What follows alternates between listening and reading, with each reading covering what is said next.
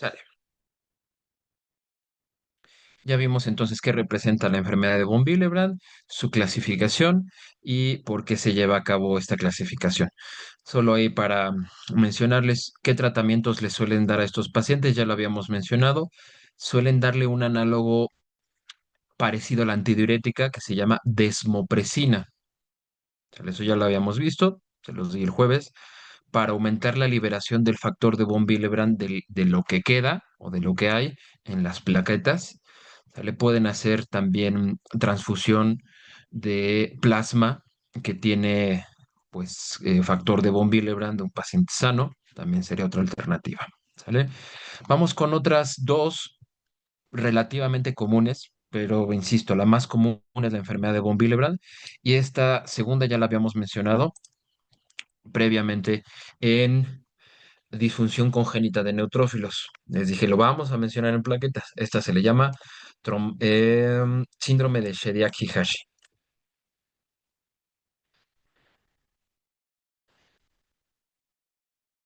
Shediac es con una caca. Higashi. Sale. Este, insisto, ya lo habíamos mencionado, es un síndrome que solo ocurre o reportado en los gatos humo persa azul. ¿Sale? Y si recordarán, pues no solo involucra las plaquetas, sino también involucra a los neutrófilos. Entonces, estas células, neutrófilos y plaquetas, no liberan adecuadamente sus gránulos, entonces, pues no cumplen con la función indicada. Entonces, en el caso de las plaquetas, pues no hay agregación porque no hay liberación de sus gránulos. Y en el caso de los neutrófilos, pues no hay procesos de fagocitosis. ¿Vale? Por ahí dicen que gato humo persa azul con heterocromía es casi un hecho que tendrá el síndrome de Shediac-Higashi. ¿Vale? Y otra que se llama,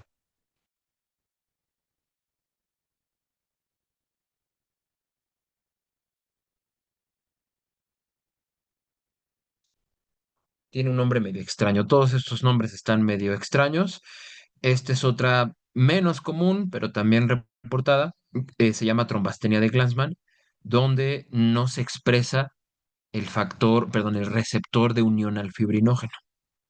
¿Sale? Entonces va de nuevo para que lo anoten, para que se obliguen a anotarlo y no solo se rasquen la panza.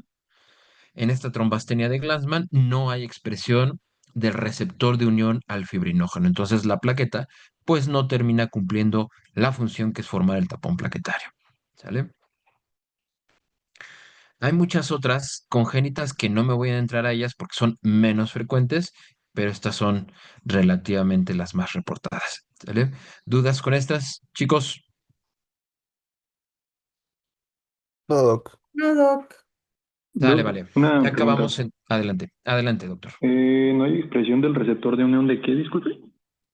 De unión al fibrinógeno. Ah, ok, muchas gracias. Sale, vale. Bien, entonces, ya acabamos las congénitas. Ahora vamos a ver las adquiridas.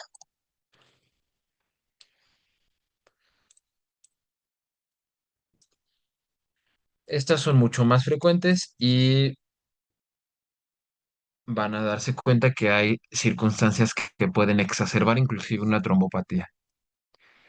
Entonces, ahora vamos con las adquiridas. ¿Sale?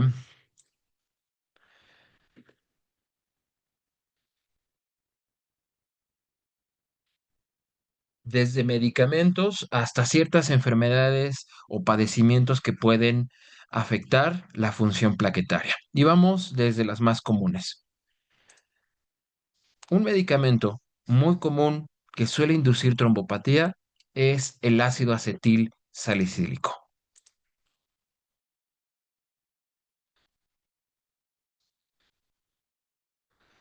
Acetil salicílico. ¿Vale? Y si pues allí alguien tiene un familiar que tenga una cardiopatía, si analizan un poquito los tratamientos que les suelen dar, les dan aspirina en bajas dosis, que en esta marca de aspirina se les llama aspirina Protect. son bajas dosis a comparación de una aspirina que su objetivo es quitar el dolor. Estas aspirinas Protect o ácido acetil salicílico en bajas dosis, pues ¿cuál es su objetivo? Inhibir la agregación plaquetaria para evitar la formación de trombos. Ujú.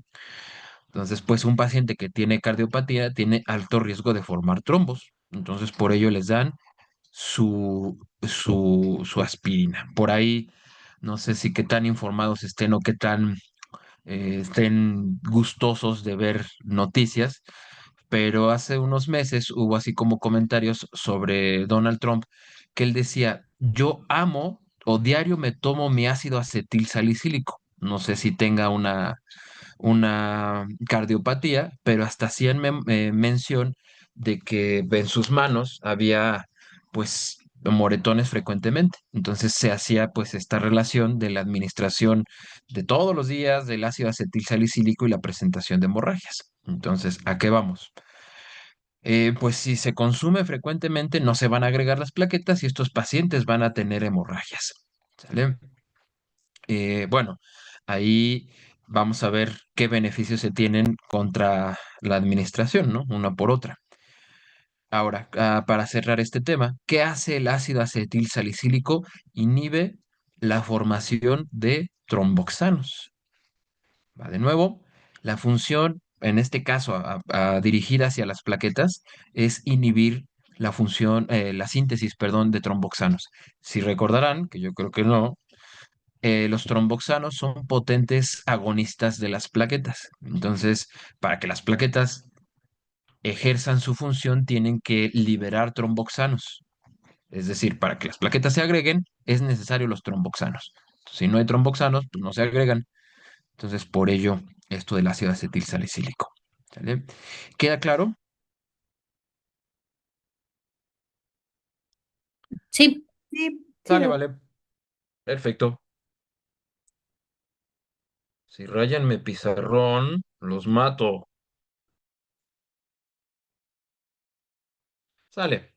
Algo similar sucede con la fenilbutasona. Este es un medicamento que suelen administrar para grandes especies, generalmente para caballos. Entonces, tómenlo en cuenta. ¿Sale? Es el mismo proceso. Inhibición de la síntesis de tromboxanos. ¿Qué otros medicamentos suelen estar asociados a que las plaquetas no funcionen?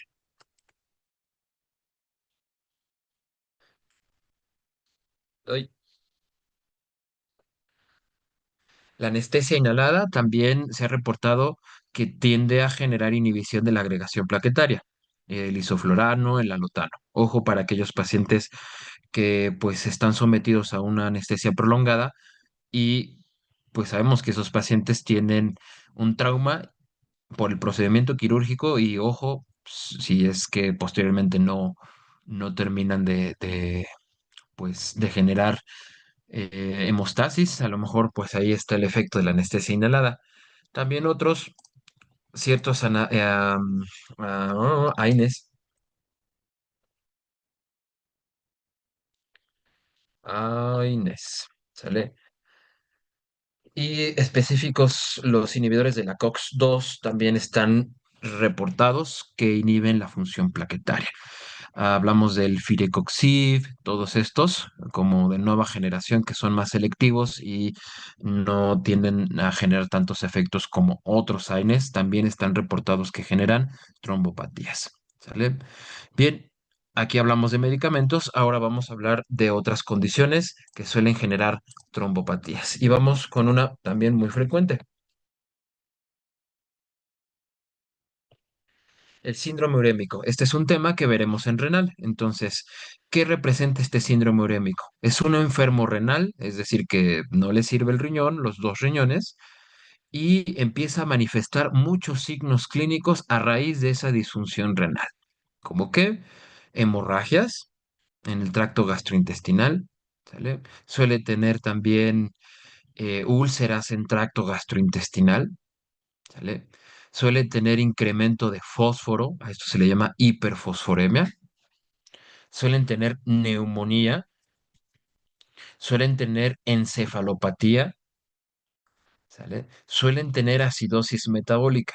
Todo eso forma parte del complejo llamado síndrome urémico.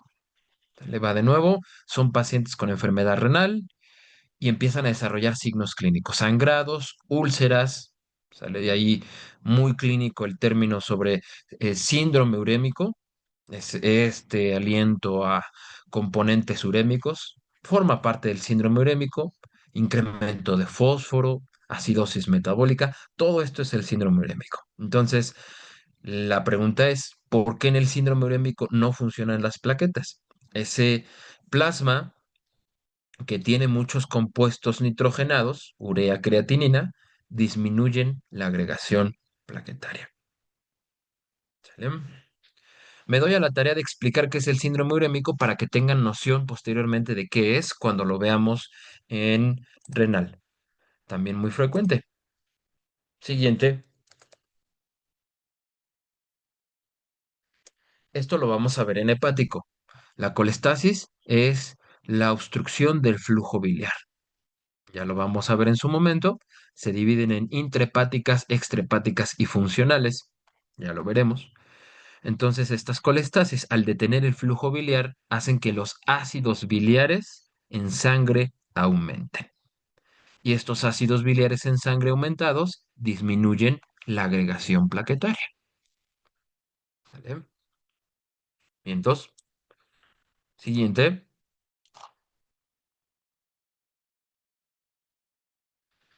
Depósito de anticuerpos sobre las plaquetas.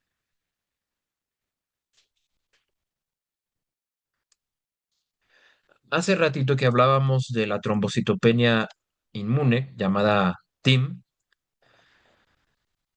implica esto. Es decir, que hay una enfermedad X, una neoplasia, etcétera, que ocasiona formación de anticuerpos. Y estos anticuerpos se depositan en las plaquetas. Estas plaquetas se destruyen, pero aparte, aquellas plaquetas que no se destruyen siguen teniendo pegados anticuerpos sobre su superficie y eso inhibe la agregación entre más plaquetas. Entonces ahí sería, o este sería el ejemplo de un paciente que tenga trombocitopenia más trombopatía. Es decir, que tenga trombocitopenia por aumento en su destrucción, pero aparte que también tenga trombopatía. ¿Mm? ¿Vamos bien, chicos? Sí, Doc. Sí. Sale, vale. Bien, esas son las más comunes. Hay otras reportadas, pero les enlisto, como insisto, las más frecuentes. ¿Sale? ¿Cómo se hace el diagnóstico? Pues aquí sumamente relacionado con la anamnesis y con los datos para poder pensar qué causa es, ¿no? ¿Sale? Bien, dos. Ya terminamos con esto bueno, vamos a ver las pruebas que permiten evaluar la función plaquetaria, o vamos a hablar de una sola prueba, ¿sale? Bien, ahora pongan en sus cuadernos, si la vida es muy difícil, muéranse. No, no es cierto. Vamos a poner prueba de sangrado de la mucosa oral.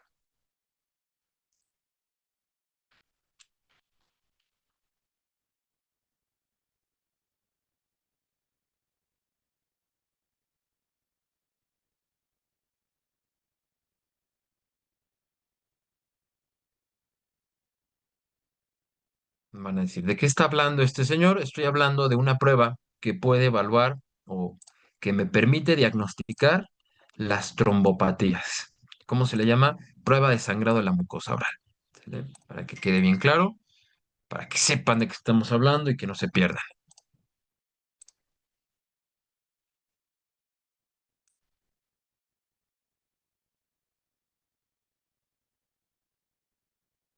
Sale.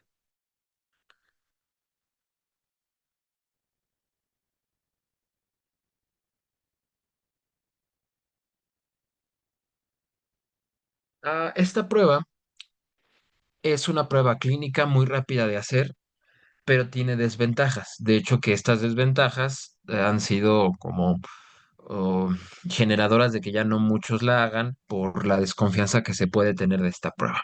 ¿Sale? ¿Cuáles son las desventajas? Los tiempos de medida de evaluación del sangrado. Ahorita les explico esto. y qué tanto se lesiona la mucosa oral. ¿Sale? Ahora, esta prueba no debe realizarse si ese paciente tiene trombocitopenia severa. Anótenlo. Es decir, la contraindicación de esta prueba es decir que el paciente tenga una trombocitopenia severa. ¿Sale?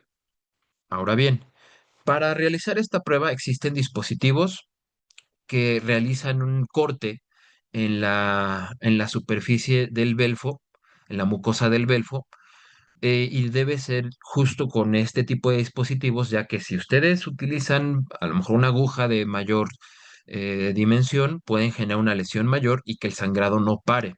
Entonces, sí, literal debe ser con estos equipos que hacen una lesión mínima y rápida del belfo. ¿Sale? Hay que sujetar al animal. Si es agresivo, pues sí se recomienda una ligera sedación. Ojo, no anestesia inhalada porque va a agravar una trombopatía. ¿Sale?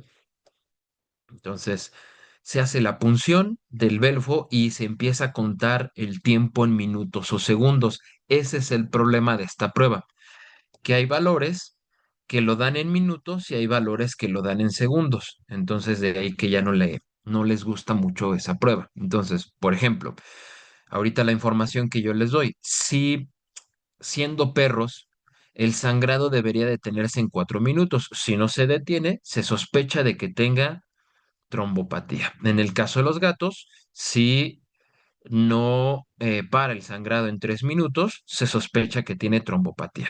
¿Cuál puede ser? Pueden ser congénitas o pueden ser adquiridas, como lo acabamos de ver. Va a depender de la anamnesis, datos clínicos, etcétera, para el diagnóstico. ¿Sale? Bien, entonces, ¿vamos bien? Sí, Doc. Sí. Digo, Sí, doc. Sale. Entonces, si yo les pusiera en su examen una prolongación del tiempo del sangrado de la mucosa oral que indica trombopatía, ¿sale? Puede ser congénita, puede ser adquirida. ¿Sale? Ahorita que mencionábamos la contraindicación, es decir, si el paciente tiene trombocitopenia y yo le hago esta prueba, va a tener sangrado sí o sí.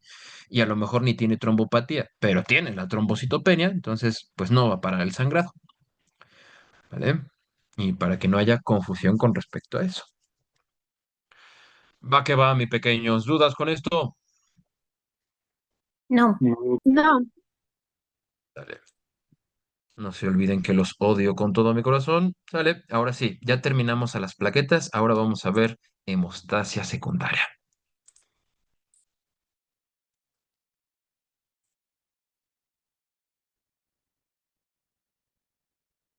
Por ahí al final de la clase, un doctor, no me acuerdo, no sé si esté aquí, no me importa, no sé si, ojalá que sí esté aquí. Me preguntaba, y bueno, ¿y los factores de coagulación dónde entran? Y le digo, espérate tantito, vamos paso a paso, no quieras correr antes de caminar. Bien, entonces, ¿qué es lo que acabamos de ver? Ya vimos los componentes de la hemostasia primaria. ¿De qué hablamos? Hablamos de las plaquetas, hablamos del factor de von Willebrand y hemos hablado del endotelio. Y ya hablamos también de las pruebas que me evalúan esa hemostasia primaria. ¿Sale? Ahora vamos a hablar de la hemostasia secundaria. Entonces, si concretamos, ¿cuál es la función de la hemostasia primaria? Pues formar el tapón plaquetario.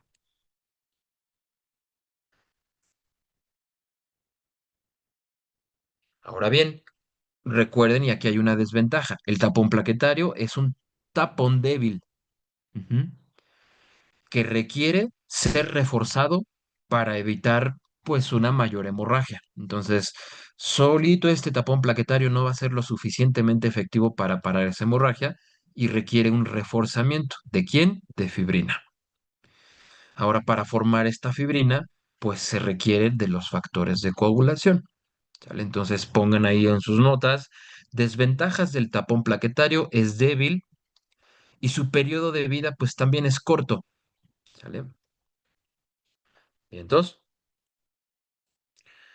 ahora entonces, la hemostasia primaria debe ser reforzada o complementada con la hemostasia secundaria.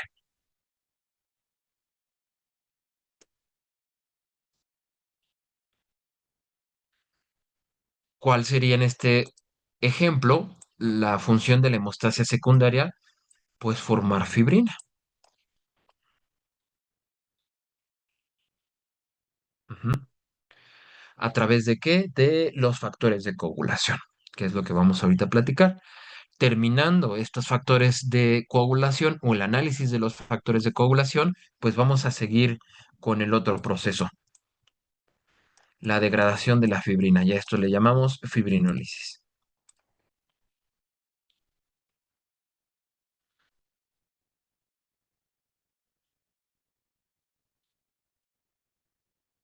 ¿Sale? Así es como lo vamos a ver.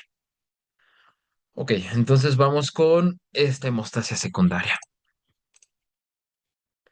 Este tema ya lo habían visto previamente en sus clases de fisiología general, también lo vieron en patología general. Ahora vamos a darle un poquito más de sentido.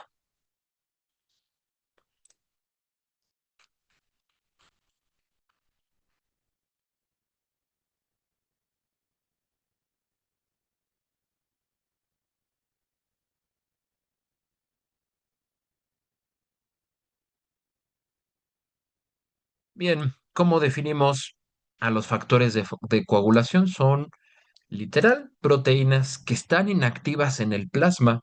Entonces, si recordarán sus clases de fisiología, pues les decían justo eso, que son proteínas ahí en ese plasma que dependiendo el estímulo se iban a activar. Entonces, también si recordarán, esta clasificación de los factores depende pues de los números y de los nombres. Había un factor uno, 2, 3, bla, bla, bla, bla, bla, bla, y no sé si les hacían aprenderse los nombres, que eso es una cosa que ya ha entrado en desuso, y se le dio el nombre por quien lo descubrió, ¿sale? Y se les dio el número porque en ese orden se descubrieron. Es decir, primero se descubrió el factor uno, ¿sale? Ahora, esta hemostasia secundaria lleva al famoso modelo en cascada, que por ahí, insisto, no sé si esté el alumno que me preguntaba, ¿y la cascada? ¿Dónde? Ahí voy a la cascada. Ahora, ¿para qué sirve ese modelo de factores de coagulación vistos en cascada? Solo para entender estas pruebas, nada más. Anótenlo. Así, ¿cómo está el show? Sí, no quiere decir que en vivo, es decir, en nuestros cuerpecitos hermosos, así actúen. De hecho, actúan de manera distinta. No actúan forzosamente en cascada. Actúan en cascada o se hace el análisis en cascada para entender las pruebas. Nada más. ¿Sale? Si les explicara cómo actúan en vivo, me llevaría mucho tiempo y tengo mucha flojera, así que solo lo vamos a ver en cascada. Si quieren saber más, el modelo que involucra el análisis in vivo se le llama modelo basado en células. Y ya lo verán en la maestría, pero no me importa. Dale.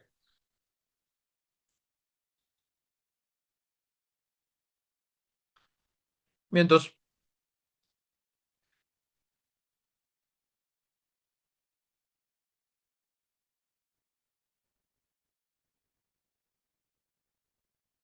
esta imagen se las voy a compartir.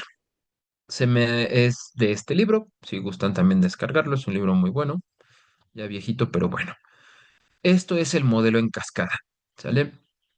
Está representando dos vías, más bien tres. La vía extrínseca, la vía intrínseca y la vía común, ¿sale? Aquí tenemos extrínseca, aquí vemos intrínseca y vemos común. Y vemos los números de los factores. Nos hacían en esas clases de fisiología, de patología, aprendernos los factores y cómo actuaban. Aquí solo me interesa que reconozcan a qué vía pertenece cada uno. Y vamos a hacer el análisis. Por ejemplo, con la extrínseca, todo inicia gracias a la expresión del factor tisular. Entonces, si yo les preguntara, dígame usted cuáles son los factores que pertenecen a la vía extrínseca, primero dirían el factor tisular. ¿Sale?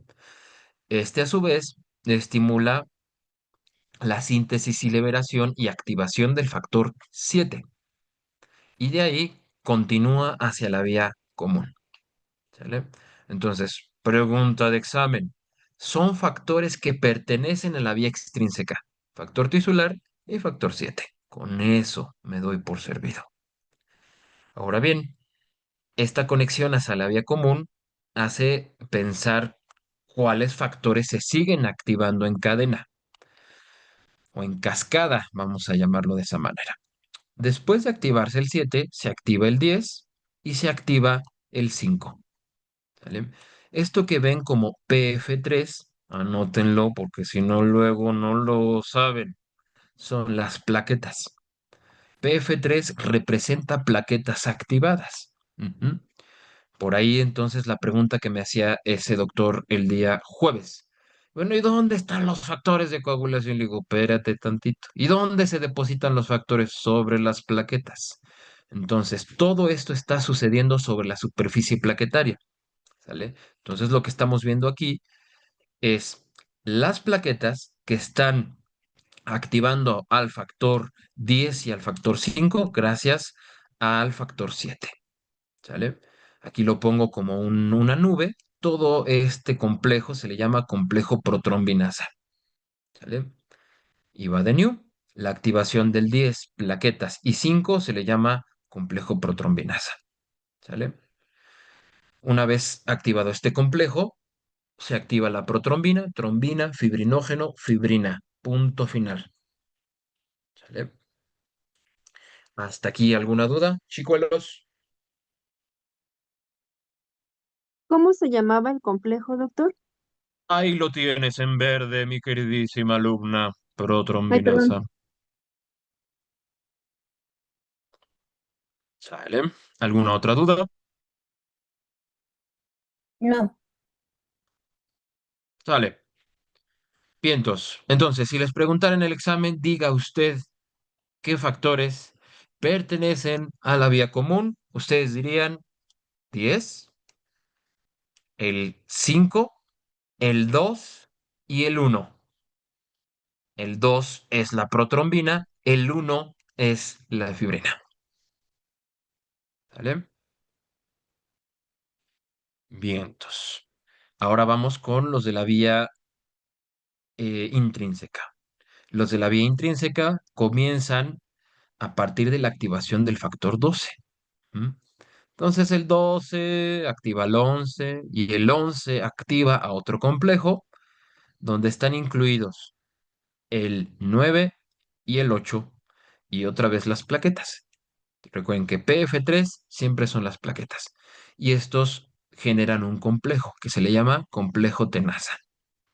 ¿Sale? Entonces, si yo les preguntara, dígame usted cuáles son los factores que pertenecen a la vía intrínseca 12, 11, 9 y 8. Y con eso es más que útil para mí.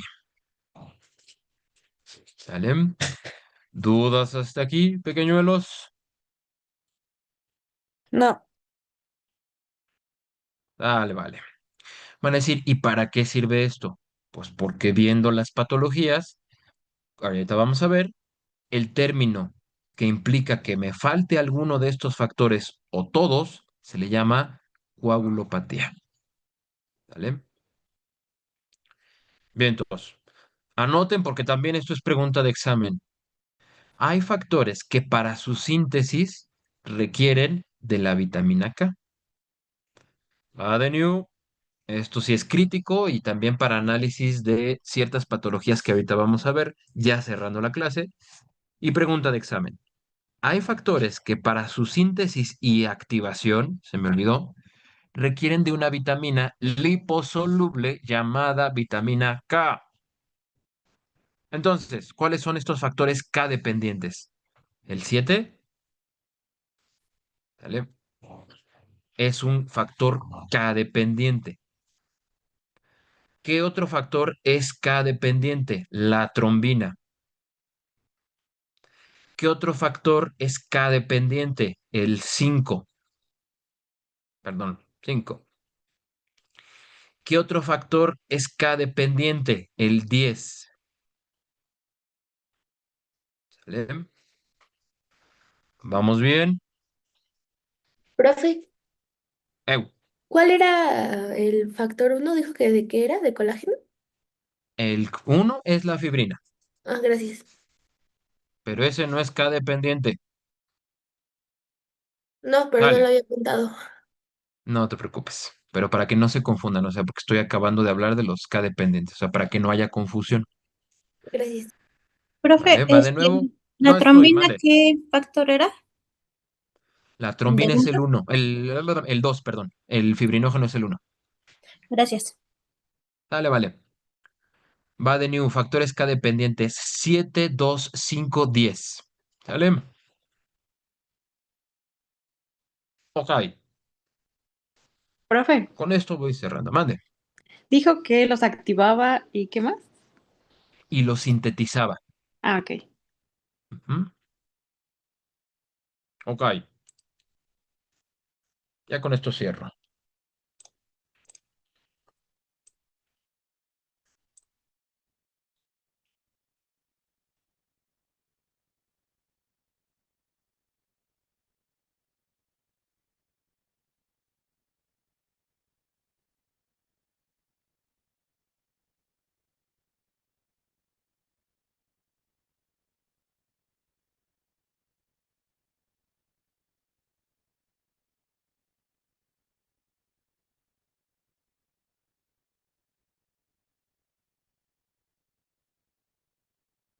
El término que involucra al déficit de factores de coagulación se le llama coagulopatía.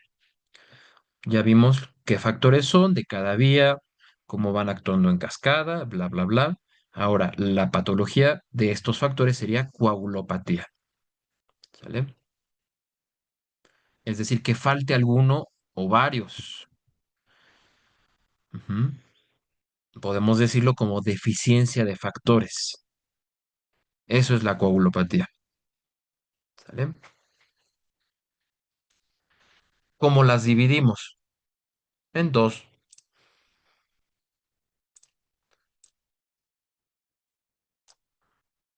Y lo mismo que hicimos con las trombopatías. Aquellas coagulopatías que se gestan congénitas durante la gestación, valga la expresión. Y aquellas coagulopatías que se dan, que se desarrollan después del nacimiento.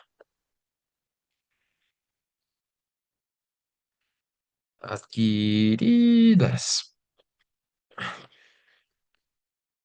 Creo que sí la había escrito bien. Sale. ¿Cuáles son las más comunes? Pues las adquiridas. Ah, que me falta una de adquiridas. Y las menos comunes son las congénitas. No quiere decir que no se puedan presentar las congénitas. ¿Sale?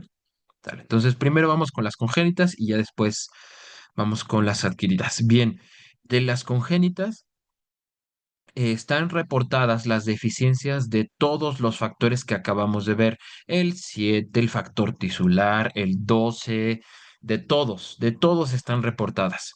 ¿Sale? Pero al igual que en los humanos, hay dos que son las más frecuentes. ¿Sale? Y esto viene en el examen, claro está. Deficiencia del factor 8. No rayen mi pizarrón porque si no los mato.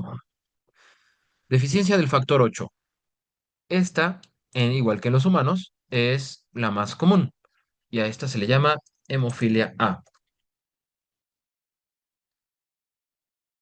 ¿Sale? Si hablamos de razas de perros que están em, pues más relacionadas con esta coagulopatía, son los Beagle. Los Beagle bien emparentados, pues suelen presentar este tipo de hemofilias. También los Boxer pueden tener este tipo de hemofilias. Es la deficiencia del factor 8. ¿Vale?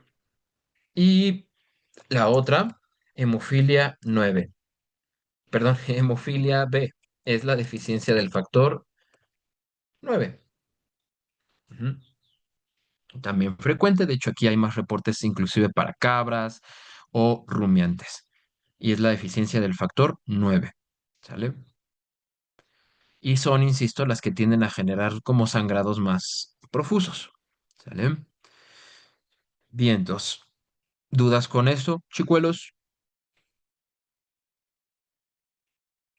No, Doc. No. ¿Puede repetir Vale, el vale. último que dijo, por favor?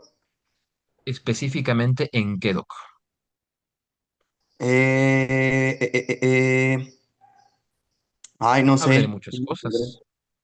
Em, es que me perdí después de que dijo la hemofilia A, lo que fue el último Ah, que dijo. ok. ¿Qué estás viendo tú en la pantalla? Es que no veo el pizarrón. Ah, ok, no te preocupes. Creo que ese era el Me tema. parece Sale. Te lo cargando. estás apuntando porque no estás viendo el pizarrón. No, no pasa nada. Bien. Hay dos coagulopatías congénitas frecuentes. La hemofilia A, que es la deficiencia del factor 8. Se presenta en los Beagle. Y la deficiencia del factor 9, que es la hemofilia B. Y esto se reporta más en rumiantes, por ejemplo, en cabras también. Vale, ¿De gracias, favor? Doc. Sí, sí, sí, muchas gracias. Sale. Ya con esto termino, chicos. Ahora, de las coagulopatías adquiridas son las más frecuentes y vamos a ver las causas y ya el día de mañana analizamos las pruebas que permiten diagnosticar esto. ¿Qué causas tenemos? La primera, y sería, pues la ponemos entrecomillada, la más frecuente, el uso o intoxicación con rodenticidas.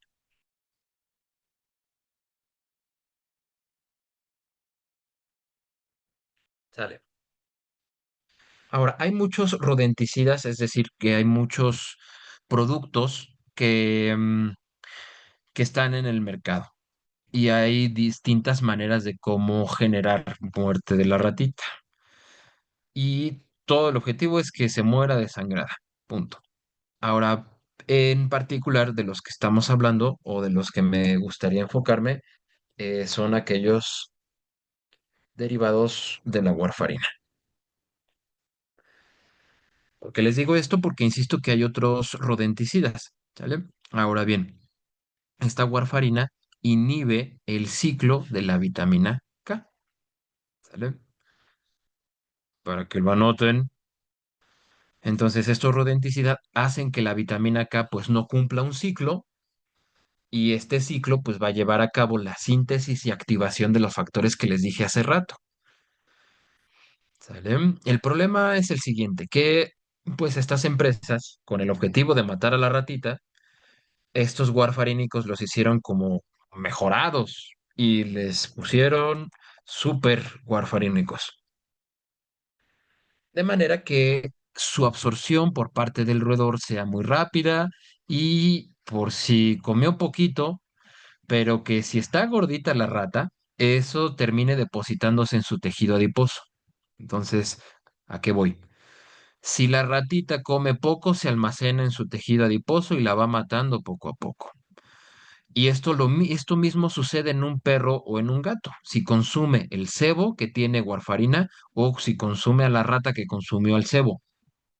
Es lo mismo. Y eso mismo le va a pasar al perro y eso mismo le va a pasar al gato. ¿Sale?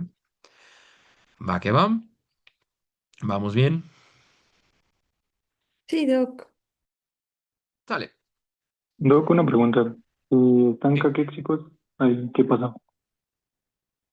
No lo escucho muy bien, Doc.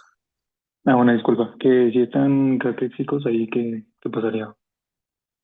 Ok, si están caquéxicos, no hay almacenamiento en tejido adiposo, pero hay rápida absorción. Entonces, con lo que consumen se absorbe de volada y los efectos son pues más rápidos, ¿no? Ah, ok, muchísimas gracias. Vale, vale. Y entonces, siguiente causa de coagulopatía adquirida. Esta también es muy, muy frecuente. Esto ya lo habíamos visto hace un momento, la colestasis. La colestasis es la obstrucción del flujo biliar. Entonces, resulta que si no hay liberación de ácidos biliares al intestino, pues no se absorben las grasas. Y la vitamina K es una vitamina liposoluble. Entonces, la colestasis ocasionaría falla en la absorción de la vitamina K y por ende falla en la síntesis de factores dependientes de vitamina K. ¿Sale? A ver, espéreme, ¿cómo lo dijo? Va de nuevo, la colestasis ocasiona que los ácidos biliares no lleguen al intestino y no se absorben las grasas, entre ellas la vitamina K. ¿Sale? Este es muy frecuente, vamos a ver casos mañana. ¿Sale? Siguiente, que el hígado no funcione.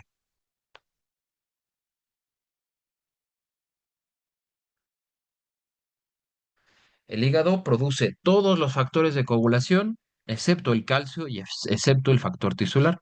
Entonces, pues si el hígado no funciona, pues no hay producción adecuada de estos factores. ¿Sale? De hecho, esta se considera una prueba también de función hepática. ¿Sale? Siguiente.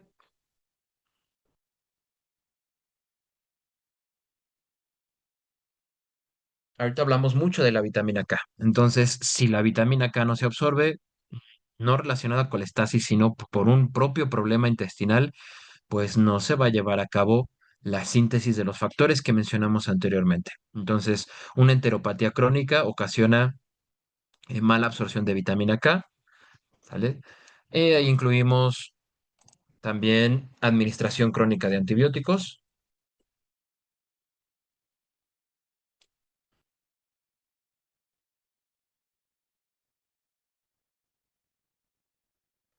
¿sale? Y también una enfermedad que vamos a ver posteriormente que se le llama insuficiencia pancreática exocrina o también abreviada como IP. Mm, También está endocrinopatía, bueno, no es propiamente endocrinopatía porque no es del páncreas endocrino, perdón.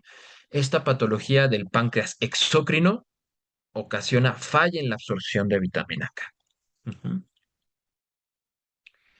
¿Sale, vale?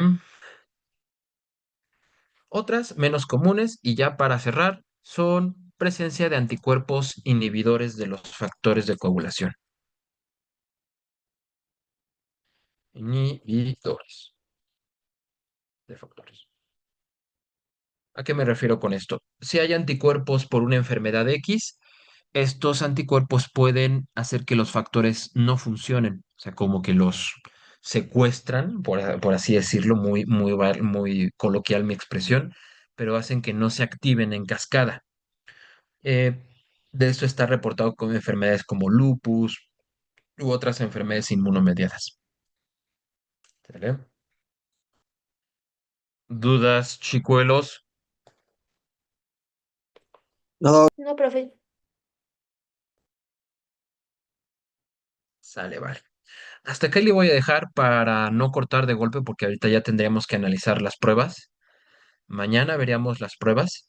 ¿Sale? Entonces, pues les voy a dejar la clase para aquellos que no tuvieron oportunidad de verla o si quieren reforzarla, pues ya tienen ahí mi hermosa y estruendosa voz para escucharlo todos los días. Vale. ¿Comentarios, dudas, pequeños? No. No, no, Doc. Pero Dale.